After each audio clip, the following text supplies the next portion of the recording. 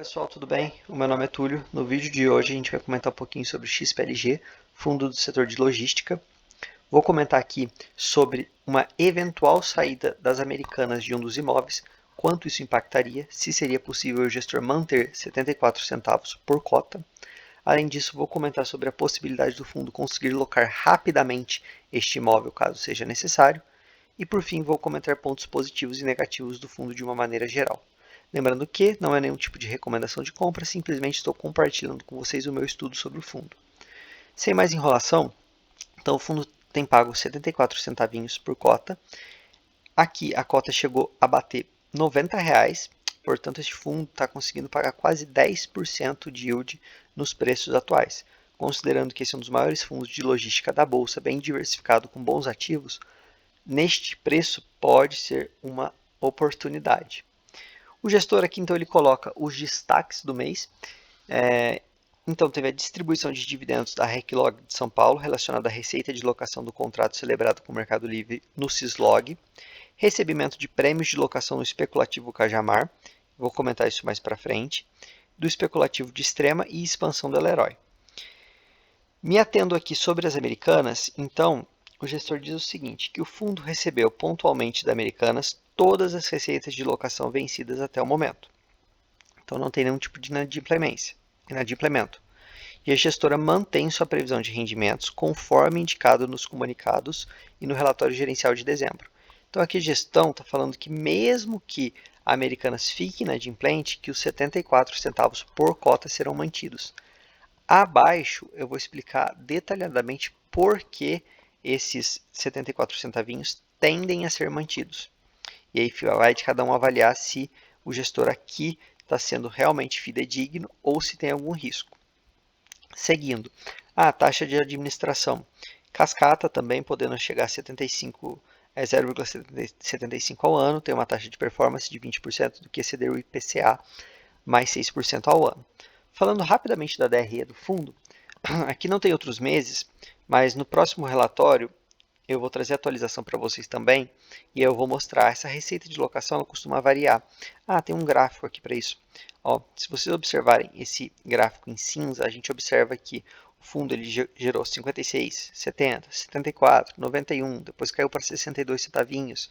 Então tem essa oscilação e o fundo ele não informa se essa oscilação foi um prêmio, um rendimento extraordinário, ou se aqui teve alguma inadimplemento, ou se simplesmente um locatário pagou 3, 4, 5, enfim, aluguéis adiantados, depois ele vai deixar de pagar, enfim, se o fundo conseguisse destrinchar isso aqui para a gente, traria mais transparência.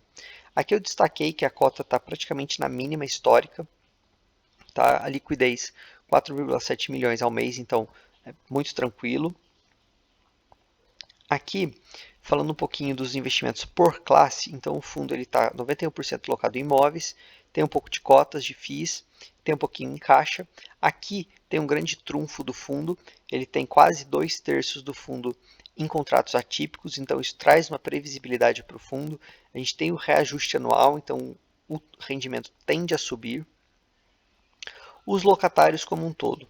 Este é um ponto detrator do fundo. Detrator é muito forte, é um ponto de atenção. O fundo ele tem mais de metade dos seus inquilinos no comércio varejista, 15% na Via Varejo. Com tudo o que aconteceu nas Americanas, isso acendeu uma luz de alerta para os investidores, porque este setor, o varejo, ele tem uma margem muito apertada. Então, como a economia está derrapando, esse tipo de área costuma sofrer, ter um lucro menor. Por outro lado, o contraponto é que o e-commerce veio para ficar. E grande parte desses inquilinos dependem desses galpões para fazer grande parte de suas vendas. Obviamente que a gente queria que isso aqui fosse um pouco mais diluído. Quem sabe no futuro. A atualização dos contratos, se a gente for olhar aqui, quase 60% está nos últimos 4 meses. Então, basicamente, lá em 2024 que a gente deve ter um reajuste maior do dividendo. Tá? Seguindo, aqui é interessante, tem a diversificação geográfica do fundo. Então a gente observa que quase metade do fundo está localizado em São Paulo, tem uma grande parte em Minas também, e aqui é Pernambuco, que é um outro estado bem aquecido no ponto de vista da logística, então é interessante o fundo ter galpão aqui. A praça mais desafiadora, sem dúvida, é o Rio de Janeiro, conforme eu vou comentar e mostrar para vocês à frente, e o fundo tem 15% de suas receitas vindo aqui do Rio de Janeiro. Esse é um ponto de atenção. Seguindo, aqui a gente tem uma descrição rápida dos imóveis. Eu vou destacar para vocês esse aqui de Seropédica, que é o imóvel das Americanas. Eu vou mostrar mais à frente, detalhado. Rapidamente comentando aqui sobre as obras, então Extrema, a previsão está para o segundo trimestre de 2023. Basicamente aqui ele só comenta um pouquinho de como está a obra. Tem aqui também a expansão da Leroy, que já foi concluída com expectativa do primeiro aluguel para fevereiro de 2023. Lembrando que expansão sempre, ou quase sempre, é muito interessante para o fundo, porque o fundo já tem o terreno, então ele consegue construir ali, isso é um custo menor quando comparado a comprar o terreno.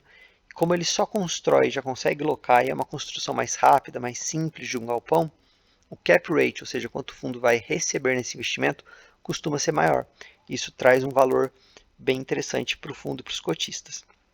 Aqui a gente tem a lista de contratos, é bem interessante, o fundo consegue detalhar aqui para a gente o vencimento dos contratos, o indexador, para poder fazer os reajustes, se é típico ou se é atípico. O único ponto é que poderia colocar aqui em ordem crescente ou decrescente, ficaria mais fácil para a gente visualizar. Eu destaquei aqui as vacâncias, então o fundo tem uma vacância em Duque de Caxias, que é no Rio, e tem uma vacância aqui no Cajamar, as vacâncias mais relevantes, né? Aqui em Cajamar, em tese, vai ser mais fácil de locar, visto que é uma área bem quente, bem aquecida no setor de logística. Seguindo agora aqui, é a parte mais importante do vídeo. Se vocês estão gostando do conteúdo, eu peço que deixem like. Eu estou aqui me esforçando para fazer conteúdo para vocês todos os dias e o like me ajudaria muito, beleza, pessoal?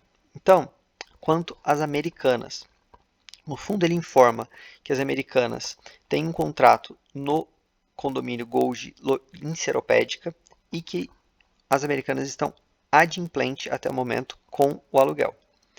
Entretanto, caso a Americanas não pague, teria um impacto de 5 centavinhos por cota. Então, caso a Americanas fique inadimplente, esse seria o impacto. Aí aqui a gestão ela coloca que o imóvel possui especificações técnicas de elevado padrão e que seria fácil a reposição do inquilino. Bom, essa é a versão da gestão. A gente tem que olhar os outros fundos para conseguir ter uma noção da vacância no estado, para realmente ver se isso é fidedigno ou não. Então, por exemplo, a gente tem o SDIL, que vem sofrendo com uma vacância no estado do Rio de Janeiro. Tem o próprio XPLG, como eu mostrei para vocês, em Duque de Caxias, vem sofrendo. A gente tem o VILG também, que teve a devolução ali de quase 40 mil metros quadrados da L'Oréal, 6% do fundo, também no estado do Rio de Janeiro. Então não é uma praça fácil de trabalhar.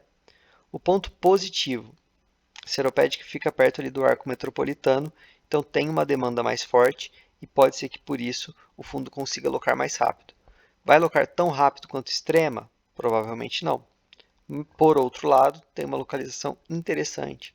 Então pode ser que sofra um pouco, mas que consiga se recolocar.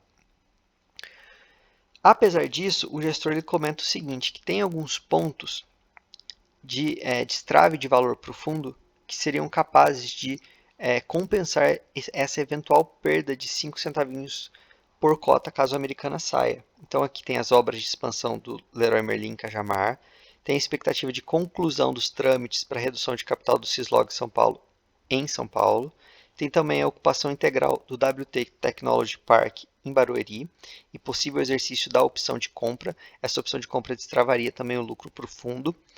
Potencial locação das áreas vagas, principalmente em Extrema e Cajamar, que, como eu disse, são locais aquecidos do ponto de vista da logística. Então, diante de tudo isso, a gestão dá um guidance aqui para o primeiro semestre da manutenção de 74 centavinhos por cota, mesmo que a Americanas eventualmente saia. Lembrando que ela está adimplente até o momento. Caminhando para o fim do vídeo, peço que vocês novamente deixem like e se inscrevam. Estou aqui com a meta de bater 100 inscritos até o próximo dia 20, vocês me ajudariam bastante, tá bom?